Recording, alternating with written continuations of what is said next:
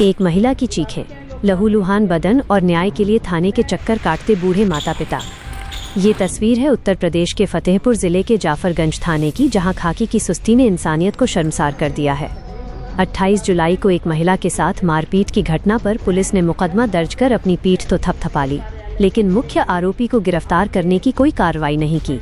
Police की इसी लापरवाही और सह का नतीजा यह रहा कि आरोपी के हौसले इतने बढ़ गए कि उसने 29 जुलाई को सारी हदें पार करते हुए सो रही पीड़िता पर जानलेवा हमला कर दिया। उसने बेरहमी से पीड़िता का सिर फोड़ दिया और उसकी भुजा से दांत से काटकर मांस तक अलग कर दिया। हैरानी की बात तो ये है कि लहूलुहान हालत में वो बेटी न्याय की गुहार लगाते हुए 3 दिनों तक थाने के चक्कर काटती रही, लेकिन पुलिस गहरी नींद में सोती रही। जब इस घिनौने कृत्य की गंभीरता पर थाना प्रभारी से सवाल किया गया तो उनका जवाब बेहद गैर जिम्मेदाराना और शर्मनाक था। उन्होंने मुस्कुराते हुए बेपरवाह अंदाज में कहा कि पुलिस कप्तान हमसे संतुष्ट हैं, हमें किसी बात का फर्क नहीं पड़ता। जब खाकी खुद जुल्म के सामने मूक दर्शक बन जाए तब मैदान में उतरती है नारी शक्ति। आज गुलाबी गैंग लोकतांत्रिक की राष्ट्रीय अध्यक्ष हेमलता पटेल के नेतृत्व में महिलाओं का हुजूम जाफरगंज थाने की दहलीज पर गरज उठा।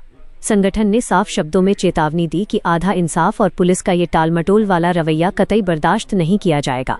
गुलाबी गैंग के इस प्रचंड दबाव के बाद अब जाकर पुलिस की नींद टूटी है और बयानों का दौर शुरू हुआ है, लेकिन संगठन का संदेश बिल्कुल स्पष्ट है। न्याय सिर्फ कागजों पर नहीं बल्कि जमीन पर दिखना चाहिए। गुलाबी गैंग ने अल्टीमेटम दिया है कि यदि 3 दिनों के भीतर मुख्य आरोपी देवर अखिलेश कुमार और उसे शह देने वाले अन्य लोगों को गिरफ्तार कर जेल की सलाखों के पीछे नहीं भेजा गया तो संगठन जिला मुख्यालय पहुंचकर आर पार की लड़ाई लड़ेगा। जब रक्षक ही लापरवाह हो जाएं, तो न्याय की इस हुंकार को अब और बुलंद करना ही होगा। मैं हेमलता पटेल, गुलाबी गैंग लोकतांत्रिक की अध्यक्ष, आज अपने पदाधिकारियों के साथ में यहाँ एक महिला उत्पीड़न का मामला था। जाफरगंज थाने का एक खुटिला गांव पड़ता है, वहाँ की ये महिला है, इसका नाम है पूजा देवी। इसके देवर ने इसको इतनी बुरी तरह से मारा, इस तरह इसके सर में चोट आई, इसके सीने में चढ़ करके और गिरा के यहाँ तक कि दांतों से भी काटा गया। इस तरह इसका उत्पीड़न बहुत पहले से करते आ रहे हैं। अब फिर इसके देवर ने 28 तारीख को मारपीट किया।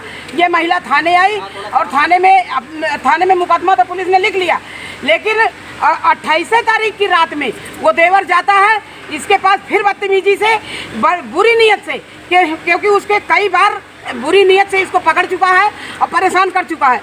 बुरी नीयत से इसको पकड़ा और इसको फिर मारपीट किया और गाली गलौज किया, और ये महिला फिर यहाँ थाने आती है, इसकी कोई सुनाई नहीं होती। वही 28 तारीख वाली में मुकदमा लिखा जाता है। छेड़छाड़ का कोई मुकदमा नहीं, छेड़छाड़ की कोई माने जो धाराएं होती हैं वो धाराएं नहीं बढ़ाई जा रही हैं। 74, 75 धारा लगती है और जो इसके सर में चोट लगी है उसका 115, 117 होता है। ये कुछ भी उसमें मुकदमे में नहीं है।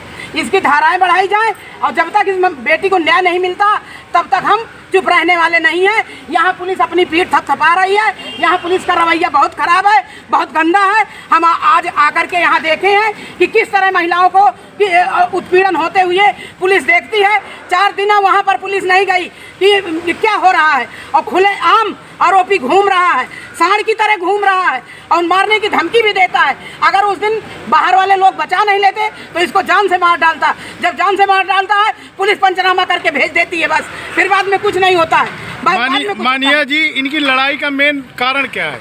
मेन कारण लड़ाई का ये है कि ये महिला जा रही थी भैंस लेकर के, उसकी गाड़ी खड़ी थी, अब भैंस की टक्कर गाड़ी में लगी, गाड़ी गिर गई तो गाली गलौज करने लगा, मारने लगा, क्योंकि वो एक मुद्दा बनाना चाहता था, एक पॉइंट बनाना चाहता था, और वो तो गलत तरीके से परेशान करता ही रहता है, लेकिन उसको पॉइंट मिलना चाहिए। वो पॉइंट से मारा है और रात में फिर गया। उसके इतने बड़े हौसले बुलंद थे कि रात में फिर गया, फिर बदतमीजी किया।